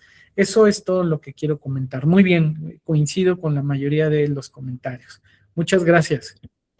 No, gracias a ti, Walter. Sí, de hecho, sin mencionar, retomando un poco lo que decía ahorita Walter, y que es el ejemplo del festejo, conmemoración del 15 y 16 de septiembre, pues los desfiles que típicamente acompañan esas fechas, ¿no? El del 16 y el del 20 de noviembre de la Revolución Mexicana, también son muestras, dirían, del músculo, ¿no? Del poder. En el fondo es eso, ¿no? ¿Qué queremos transmitirle, qué queremos enseñarle a la ciudadanía? Pues que el poder está de este lado, ¿no? También ojo con esos simbolismos. Por eso les digo, aunque no los percibimos o no los vamos cuestionando sobre la marcha, ahí están, ¿no? Es que acabas de tocar un punto muy interesante. Son elementos constitutivos para la formación cívica de los ciudadanos.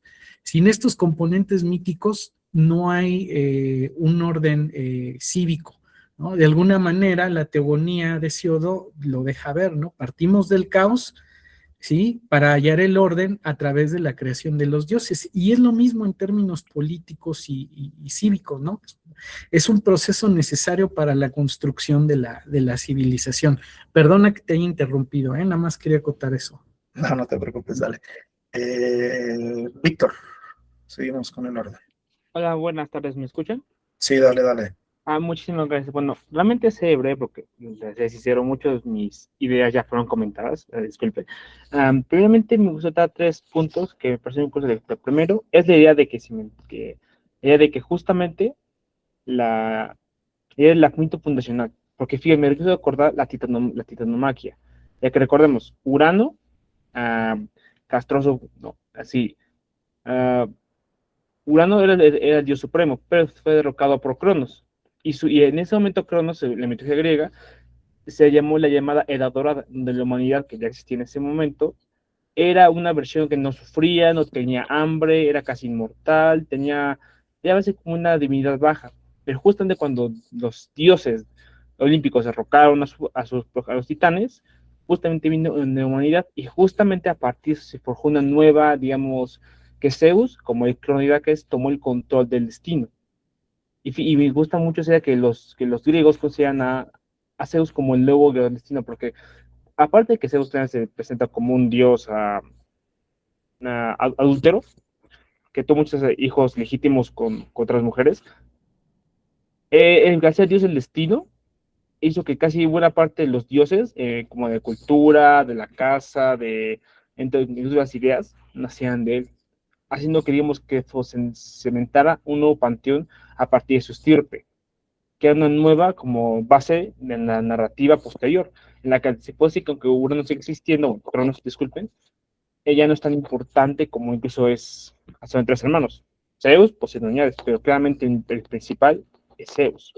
Y todo mucho se idea justamente por un retorno incluso mucho más atrás, de cómo incluso los griegos tenían sus propias deidades como patronas. Claramente la más obvia es Atenas. Tu diosa patrona era Atenea. La única, curiosamente, la única hija no nacida digamos que, no nacida de Zeus, por echarse la cabeza. Y curiosamente con Esparta, su dios patrona, si no me equivoco, era Ares, el otro hijo de Zeus. Y así sucesivamente. Claramente hay una relación que muchas ciudades griegas toman como dioses patrones, como sus protectores. Incluso podemos interlazarlo muy interesante sobre la guerra de Troya, estos cuentos de Homero, de cómo los dioses bajaron y pelearon con los mortales. Claramente es una guerra digamos, de propaganda, por así decirlo, la que Troya pues terminó perdido de alguna manera, pues lo que perdió de los dioses, o el mando correcto, pues ganó de cierta manera. Inclusive podemos verlo más después, de cómo inclusive esta idea de narrativa se cimentó porque supuestamente muchos reyes, como primeros reyes atenienses espartanos, procedían de ser hijos legítimos de Zeus. Como por ejemplo, este hijo que tuvo Hefesto ya saben, intentó forzar a Atenea. Al final Atenea rescató a este niño y básicamente lo adoptó como su hijo y básicamente, según el mito, él fue el primer rey de Atenas. Así que realmente aquí vemos como una idea de que, digamos que los griegos son parte de los dioses que tenían para justificar de alguna manera su poder. Por ejemplo, otra idea de que, como los 50 hijos de Heracles, no me acuerdo qué ciudad, pero para ser descienden de ahí esa ciudad, no me acuerdo, disculpe, no estoy tan versado en este tipo de cuestiones, pero sí me parece muy interesante aquello. Y justamente algo que rescataría mucho de lectura sería que sobre cómo hacer una revisión como con este canto, porque me parece un curioso que a lo mejor me creo parte con la clase, que al parecer nuevos estudios lingüísticos comentan que la lengua griega original, el lineal B, creo que se llama así, era una lengua como que se cantaba, o sea, como que era como melodiosa, era armónica, y tendría mucho sentido eso de que estos como poemas, como que se cantaran, como que entonando una especie como de canción melodiosa, y tendría, pues pues, que recordemos que las canciones son como fácil recordar si se entonan en ciertas frecuencias o en versos o en coros, así que realmente sí sería muy interesante aquello. Inclusive puedo ver que a partir de eso evoluciona lentamente lo que es la filosofía griega, pero ya eso es por el momento mi participación. Muchas gracias. No, gracias a ti, Víctor. Muy interesante lo que mencionas. De hecho, me quedé pensando hace rato por ahí, aparecía el nombre o la tradición romana. Claro, ahorita estamos con los griegos, pero es esta necesidad de buscar un pasado glorioso, por una parte, para que te des estirpe, y por otro lado, para que te legitime en el poder, ¿no? Y el ejemplo clásico para mí, por ahí alguno de mis colegas o ustedes mismos sabrán otro, pues es Virgilio y Eneida, ¿no? Yendo a la Troya muy lejana para justificar ese estirpe, ¿no? Como antepasado del buen Rómulo y Remo, ¿no? Ni más ni menos, ¿no? O sea, de ahí salimos, porque si salimos de otro lado, a lo mejor no somos tan gloriosos o tan heroicos, ¿no? Entonces, sí es como una especie de necesidad, digamos. A ver, Juan Manuel, vamos por la cuarta, no hay cuarta mala.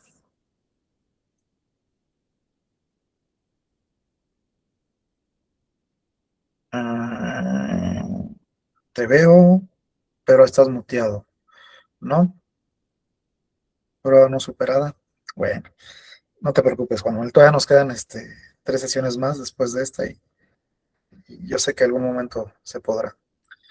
Eh, Nicolás, Sí, hola, ¿qué tal? Buenas tardes. buenas tardes. Únicamente mi comentario es, digamos, como un apéndice a todo lo que ya se ha dicho, y de hecho, mucho de lo que iba a comentar se adelantó el profesor Martínez, creo que es, el que ahorita habló sobre la dimensión política y todo ese tipo de cosas. Y la cuestión, lo que yo quería comentar es que incluso es muy interesante el papel de Zeus dentro de la teogonía, porque si uno mira el texto en el griego clásico, Zeus es el único dios que tiene dos nombres. Es Zeus y es Dios. Es al mismo tiempo, digamos, este máximo representante de los dioses, es el que derrota a Cronos y todo esto que ya se ha comentado, pero al mismo tiempo, una vez que asume ese papel que ya tiene en la Ilíada como padre de los dioses, se deja de ser Zeus y se transforma en Dios. Cuando toma las decisiones, cuando, por ejemplo, castiga a Prometeo, no es Zeus, es Dios. Entonces, hay una, digamos, en ese sentido, el mismo texto nos invita digamos, reflexionar una línea muy interesante respecto a la política, en donde justamente cuando Zeus se transforma en gobernante de los dioses, abandona su elemento mortal, ¿no? Esa como característica de los dioses griegos que son a su vez inmortales que son mortales, ¿no? Por muy oximorónico que pueda ser, el Zeus es el único que abandona ese carácter para asumir una posición trascendental, ¿no? Entonces, o sea, pensándolo en la política y pensando, por ejemplo, en el tema general del curso, que son las relaciones internacionales y todo este asunto, el, el papel de Zeus como Dios tiene una correlación muy interesante con todo lo que ya se había comentado hasta ahora de las fiestas patronales, el festejo del 15 de septiembre, etc., etc., etc., en donde evidentemente cuando hace esta transición y se vuelve trascendente, está evocando ese espacio específico, ya no de la política, ese es el campo de Zeus, ¿no? El que derrota y el que derroca a Cronos, el que hace la rebelión, el que hace la revolución, y ahora se hace cargo de lo político, ¿no? O sea, en esa distinción que recuerdo en la primera sesión que ustedes mencionaron, entre la política y lo político, ahí yo creo que en esa transición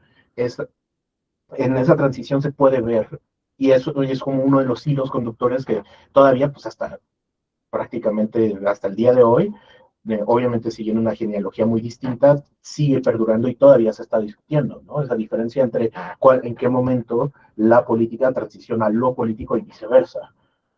Entonces nada más era eso. Muchas gracias. Sí, completamente de acuerdo. A ver, es más, de hecho es cuando les decía hace rato al principio de la sesión que los poetas tenían algo de funcionarios del Estado, del gobierno, del poder, pues precisamente porque los mitos o estas narraciones regulan, ordenan, ¿no? Te dicen qué está bien visto, qué está mal visto, cómo es un héroe, cómo no es un héroe, qué se castiga, qué no se castiga. Le dan orden al mundo, ¿no? En otras palabras. Entonces, sí, claro, pues va más allá de una mera narrativa. Y ese dato que señalas de Zeus, bastante fino, tampoco es dato menor, ¿no? Es como esta idea de un rey de reyes o un dios de dioses, ¿no? O sea, sí, sí es como una etiqueta extra, ¿no? Lo pone por encima. Sí, Juan Manuel, si puedes escribirlo. A ver, les había comentado en la sesión pasada que hoy empezábamos con los comentarios, nada más que resulta que Roberto que comentó no está y que Juan Manuel, que era con el que quería participar, pues no pudo. Pero igual si puedes escribirlo otra vez, pues pues lo comentamos, ¿vale? Por favor. ¿Quién seguía? Dina. Hola, solo yo quería, creo que estamos, es que es muy rico el texto, además es demasiado rico, yo me quedé, por ejemplo, o lo que me pareció, de las cosas más interesantes, Caos y Gea, estas divinidades como primordiales, y su capacidad de hacer surgir entidades nuevas a partir de lo que parece estar como indistinto de ellos mismos, ¿no? Entonces, el linaje del abismo sin unión sexual, o sea, entonces a mí me parece que es un apéndice muy rico, pues, porque hasta ahora no hemos discutido sobre la sexualidad o el papel de lo sexual, y entonces aquí es cuando entramos con Eros, ¿no? Y entonces que pues Eros también forma parte de las fuerzas cosmogónicas primordiales, ¿no? Sin embargo, no denota una dimensión espacial, tampoco tiene o produce o se reproduce como el abismo y la tierra, sino que funciona como el motor que conduce los procesos del alumbramiento, de procreación, para que todo llegue a ser. O sea, entonces, o en otros términos, como el mediador entre el ser y el no ser. Entonces, lo indiferenciado y lo determinado, lo que se encuentra en la oscuridad y lo que pues, sale a la luz, Eros es como el hilo que hilvana la trama que amorosamente da lugar a lo real, o sea, se me hace súper bello. Entonces es condición de posibilidad de lo existente y resulta de la unión de la atracción de Eros que posibilita la fuerza instituyente de lo real. Sin embargo, sigue siendo como un motor productivo asexual.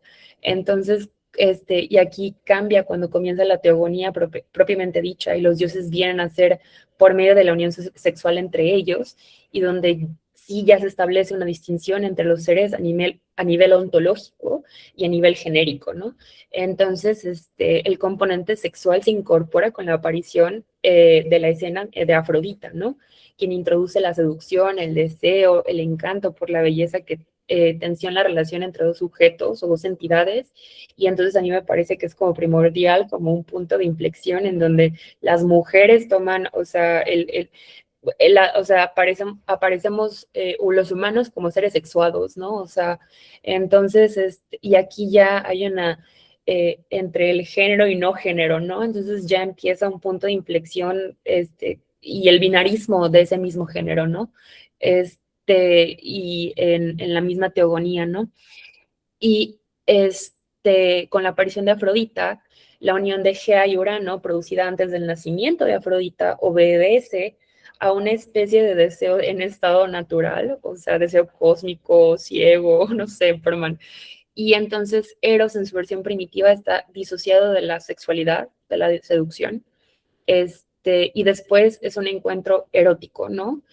Y que ya tiene como un carácter como productivo y un estado de turbación inclusive, ¿no? Y entonces ya vemos Eros como fuerza incluso también destructiva, no en la teogonía específicamente, pero Eros como fuerza destructiva del deseo y de la, y vemos, o hacemos referencia a otra vez la Ilíada, que es el rapto de Helena, ¿no? Por París. Entonces, por este deseo que destruye también, ¿no?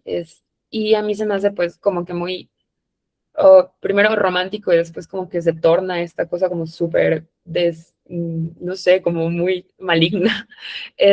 Pero me gusta justamente como esta dialéctica entre el personaje o la divinidad que es Eros, ¿no? Y está esta dualidad, ¿no? Entidades divinas y lo carnal. Solo eso. Tú lo acabas de decir tal cual, ¿no? El rapto de Helena. Alerta de spoiler, pues Heródoto, para él el motor de la historia, no es la lucha de clases como para Marx, son las pasiones humanas, ¿no? Entonces, es eso, es como las pasiones humanas nos hacen actuar e interactuar, ¿no? Pero ya, eso quedará para la siguiente sesión. Gracias, Dina. Mariela, te escucho.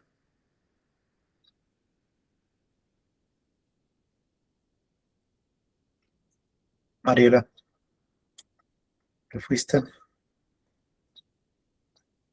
Y parece que sí. Bueno, si regresa le doy la palabra y seguimos, Marisol. Ahí estás, ya estás, perdón, Marisol. Mariela, te escucho. Y te desmuteaste, pero no te escucho. Y ahora ya te muteaste. Y ahora ya te desmuteaste. No, no se te escucha. No, ¿verdad? No. Bueno, te vamos a dejar tantito pendiente, Mariela. Y ahora sí, perdón, Marisol. Hola, buenas tardes, profe. Buenas tardes. Sí, yo lo que logro rescatar de la lectura es este orden que comienza a dar en una sociedad desde los dioses. O sea, cómo los acomoda con, como mencionaban ahorita, ¿no? Con jerarquías, pero así al mismo tiempo, si lo trasladamos, es lo mismo ahora, ¿no? Y lo podemos aplicar, creo, en la línea temporal, en cualquier etapa de la historia, y aplica cómo les va dando la jerarquía y el orden a los dioses como si ellos fueran una comunidad, una sociedad, y cada uno tiene un comportamiento diferente y en la mayoría les adjudica comportamientos humanos desde lo más vil o lo más trágico hasta la hermosura, pues también propiamente humana, ¿no? Pero se los pone a ellos también como atributos y muchas características humanas que le da a los dioses. Incluso los menciona también como horribles, ¿no? Como la quimera también que menciona y desfigurados y cosas así, pero también los menciona preciosos. Entonces esta parte a mí me llamó mucho la atención porque desde un punto de vista Hesíodo como que lo interpreta y lo traslada como a lo moral de lo que está correcto o no, pero desde su punto de vista, o sea, es su interpretación, y trata de llevarlo a la sociedad en la que hace estos cantos. Entonces, creo que ese tema lo podemos aterrizar en muchas etapas de la historia y sí aplica. Lo trasladamos. ¿Cuánto tiempo tiene esto? Y lo trasladamos ahorita y tal vez sí se pudiera cuestionar la postura de Hesíodo desde aquel tiempo, pero cuando ya interfiere o se respalda con los dioses, ya entonces le da como que un impacto mayor y a decir, pues sí, yo no lo dije, fueron los dioses, ¿no? Ellos fueron los que me dijeron, o las musas fueron las que me cantaron esto. Entonces, me parece, pues sí, bonito y todo, pero para mi gusto, para mi punto de vista, me parece cuestionable, ¿no? Hasta la fecha hay mucha gente, todavía yo conozco gente que le dicen una opinión, pero cuando la respalda con Dios, entonces ya como que hay un puente, una barrera en donde dice, ahí ya no podemos entrar. También me gusta cómo traslada todas las características humanas a los dioses, pero no es recíproco, o sea, no regresa. Los humanos no vamos nunca a alcanzar las características de los dioses. Es lo que como que esa barrera que pinta muy, pues sí, muy marcado, en donde de aquí para allá sí funciona, pero al revés no. Entonces sí podremos ser muy poderosos como seres humanos, muy grandes, muy fuertes, muy valientes, muy hermosos, pero jamás como los dioses, ¿no? Es como que sería un atrevimiento garrafal de parte de nosotros, pero pues eso fue lo que yo rescato de la lectura. Muchas gracias, Marisol. Ahora, tu misión será pasar a tercero para que en estéticas discutas lo bello y lo grotesco, a propósito de lo que mencionas.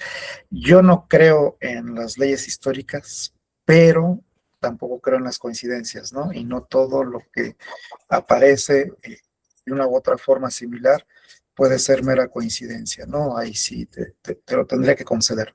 Tal vez no con el nombre de ley histórica, pero sí con una carga diferente a la casualidad o a la fortuna, ¿no? Mariela, vamos a ver si ya. No. Es que sí se ve que te desmuteas, pero no se te escucha. No, te dejaremos pendiente, Mariela. Eder. Sí, rápido, porque ya es mi sí, segunda intervención. sí. Aquí solo voy a intentar esbozar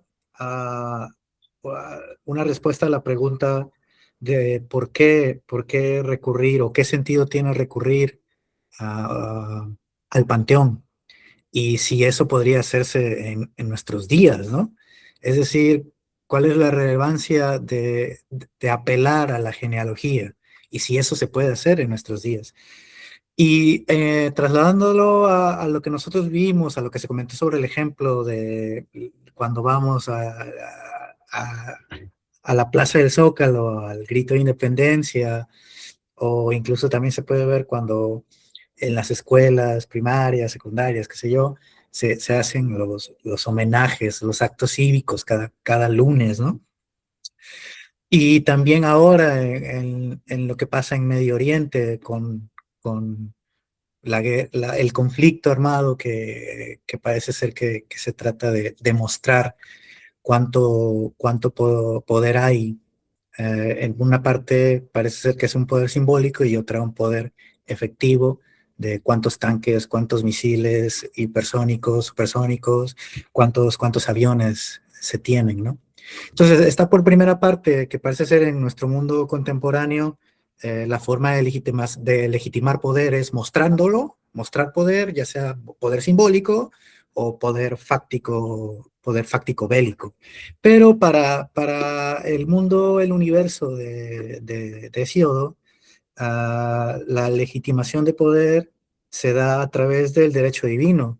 Y cuando uno dilucida, cuando el rey o Hécate o el que brilla en el ágora, los filósofos son los que brillan en el ágora, tratan de dilucidar cuál es el rumbo a seguir. Para el filósofo la verdad, para los reyes sería el derecho divino, lo que le llaman las temistes, ¿no? Pero entonces, ¿cómo dilucidar cuándo interpretar rectamente ese derecho? Pues reviso el panteón, porque a Hécate se le respeta por los acuerdos. Y cuando alguien rompe algún orden, se va a, creo que es Temis o Tetis, quien va por los papeles del juramento a revisar, a ver, oye, ¿puede eso que dices, puedes jurármelo y someterte a la ley del juramento? Para eso se revisa la genealogía, para eso revisar el panteón, porque el panteón es lo que es la guía, es la pauta para interpretar rectamente el derecho divino. Y esa es la legitimación del poder, al menos creo yo, en Hesíodo, en esta parte que nos han puesto. Y en nuestros días, ese orden divino, más allá si estamos en la posverdad o si somos pensamiento racional o si estamos más, como siempre, parece ser que animales pulsionales, o si somos seres de un razonamiento de tipo más mitológico que de logos, en fin, ¿no? Más allá de todo eso, están estos dos marcos: legitimar poder en el puro mostrar poder, en el puro músculo. Ahí hay un pequeño atisbo, un pequeño guiño por parte también de Hesíodo. Dice, cuando convoca a los uránidas y les dice, es que entre los olímpicos y los titánicos estamos mostrándonos el músculo. Pero para hacer respetar la ley, cuando le pone en su lugar a Dimensión, como ejemplo, como caso ejemplar a Hécate, porque, fíjate que ella fue una aliada, fíjate que se sienta al lado del rey cuando interpreta rectamente, o hace brillar cuando se trata de resarcir los daños en el ágora, la dimensión pública, en el palacio, la dimensión meramente sacra, quiero pensar. Entonces, bueno, hasta aquí porque ya me extendí, creo yo, de más. Gracias. No te preocupes, muy, muy enriquecedora tu aporte. Pero sí, en efecto, ya vamos cortos. Eduardo, déjame que le dé la palabra a Frida, que es la última que tiene por ahí, y ya te la paso a ti para que cierres, ¿no? Y ya, pues ya despedimos. Frida, te escuchamos. Ay, gracias. Buenas tardes a todos. Buenas tardes. Bueno, yo creo que todos han aportado muchas cosas interesantes y entonces voy a ser muy breve también por el tiempo. Yo nada más quería decir que me parece muy curiosa la forma en que la guerra se va transformando. Por ejemplo, cuando revisamos la Ilíada, tiene roles muy predeterminados, ¿no? Preestablecidos, como la labor de las mujeres, lo que tenía que ser Andrómaca, la madre de de Héctor, etcétera, y también conlleva una cuestión de honor, ¿no? Porque por eso Héctor regresa al campo a pesar de saber que pues no hay mucho más que hacer. Cuando revisamos después la Odisea, pues se empieza a transformar un poquito, ¿no?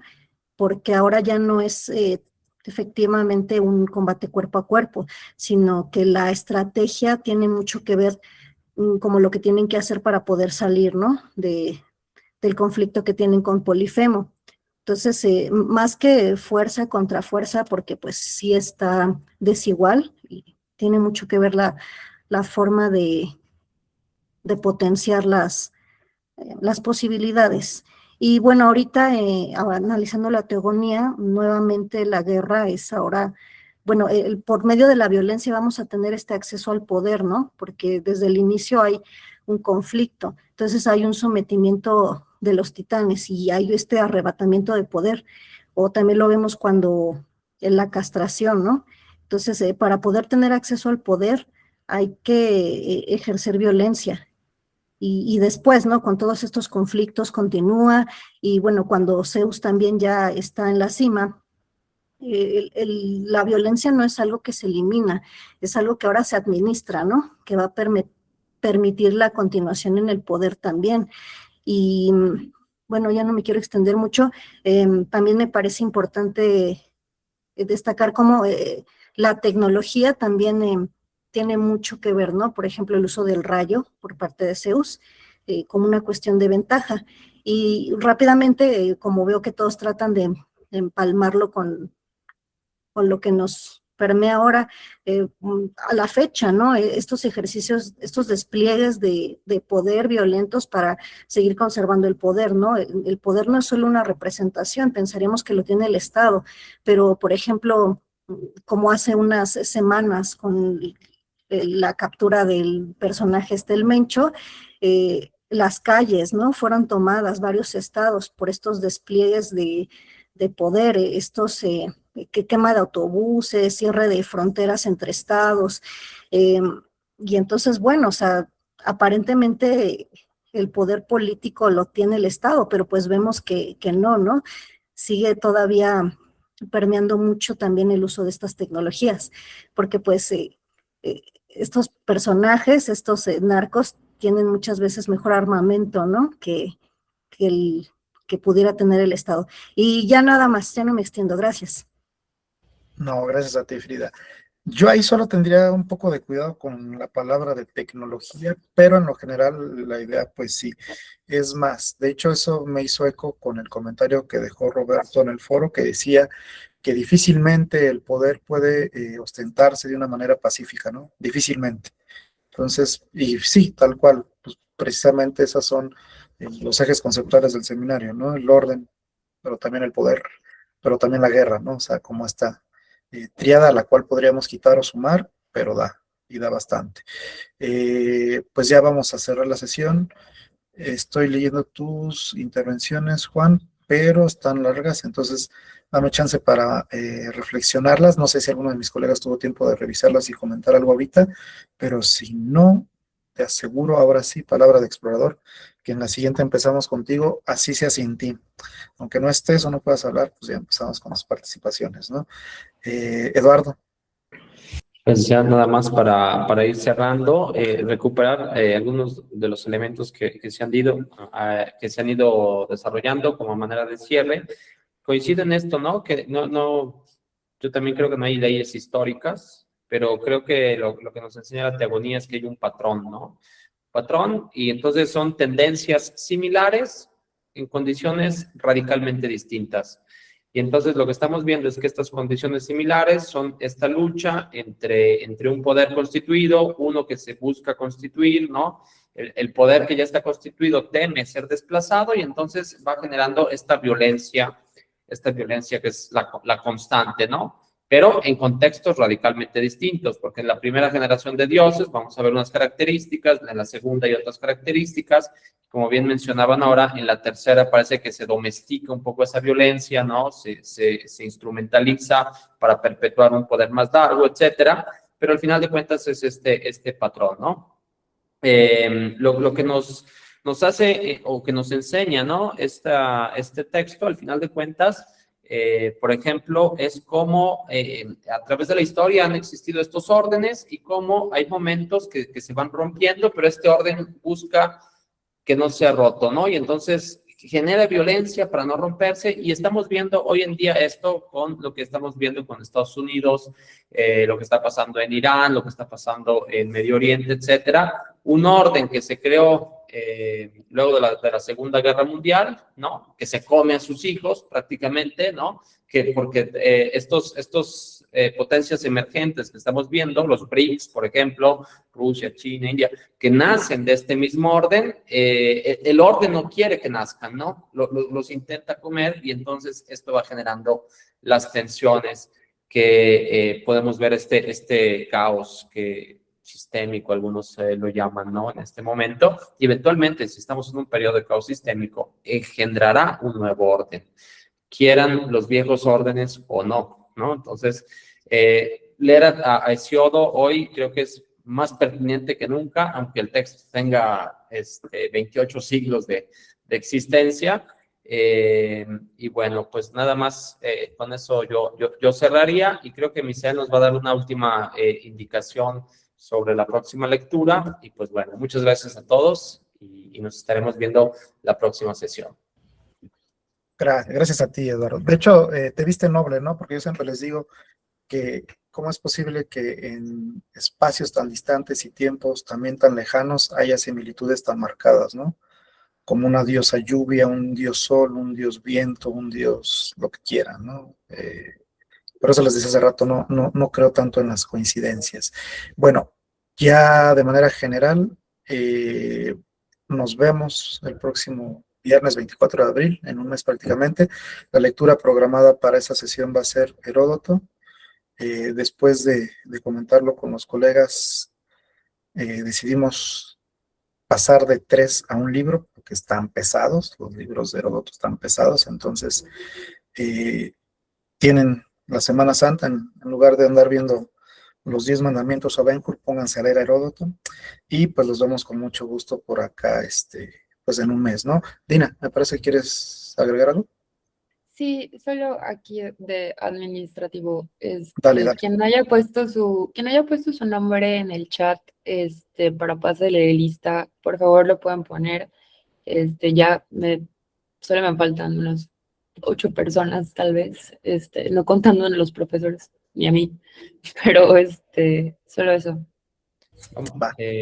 Para terminar, vamos a leer entonces el libro 1 de Heródoto. Habíamos marcado originalmente 3 libros, que eran el 5 y el 7, me parece. Los vamos a dejar opcionales. Si quieren leerlos, pues no pasa absolutamente nada. Pero en la sesión vamos a centrarnos en comentar el libro 1. Posteriormente mandaremos, creo que un correo, ¿no? Señalando esto, pero para que lo tengan en mente, y bueno, así será la dinámica. Pues entonces, muchas gracias a todos, a todas por su participación. Siempre es alegre tenerles por aquí, escucharles, y motivante, no crean que no. Pues pásenla bien, cuídense, y nos vemos después.